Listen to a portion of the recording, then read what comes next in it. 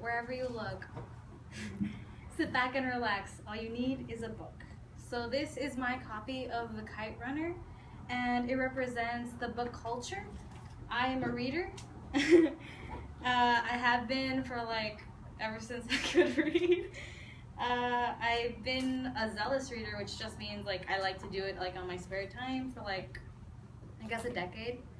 By learning more about the book I hold, you'll have a greater understanding of the book culture. And first, I will talk about how this book represents the book culture, and secondly, I will discuss how I relate to the book culture. Okay, so a good book is all about the investment you put in it. Whenever you read a really good book, such as The Kite Runner, you get emotionally attached to the characters, and you have these flashbacks of your favorite moments in the book. I don't want to ruin any of this book for you, so I will give you a basic plot. It's basically about this boy who turns into a man, and we watch as he struggles for the love of his father and how he goes through grief and pain, and it's just so good.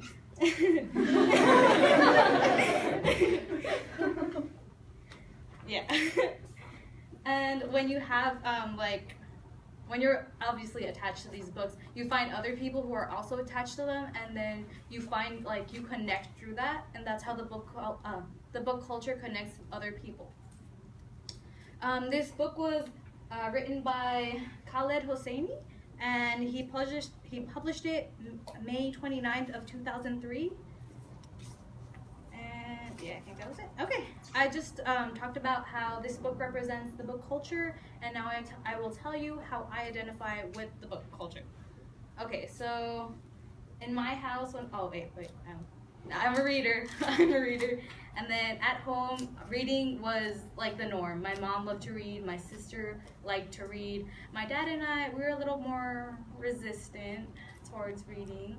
When I was little, I had trouble reading and writing, but I still liked reading because, I don't know, it was different to me. I don't like English class, and I don't like writing essays, but I still like to read. I think it's because reading has no structure. I think it's more about taking in the book rather than having to formulate a response and being graded on it. It's also about the experience of the book, the taste of the book, if you can imagine that, and the perspective it gives you on life. One of my favorite things about books is that books are like people. You can like some and you can dislike others, but the best part about it is if you don't like a certain book, you can just ignore it. With real, living, breathing people, that doesn't work. It's also very comforting to read. So example, I can take a book, my favorite book or whatever, and I could get a cup of coffee or tea, a blanket or two, and I could just take the book, go in a little corner, make myself a nest, and then I could be set up for a couple of hours, maybe the night, maybe even the next couple of days, depending on, of course, how busy I am and how interesting the book is. It is also a great way to pass the time. I would like to do it if I have a gap between my schedule or anything.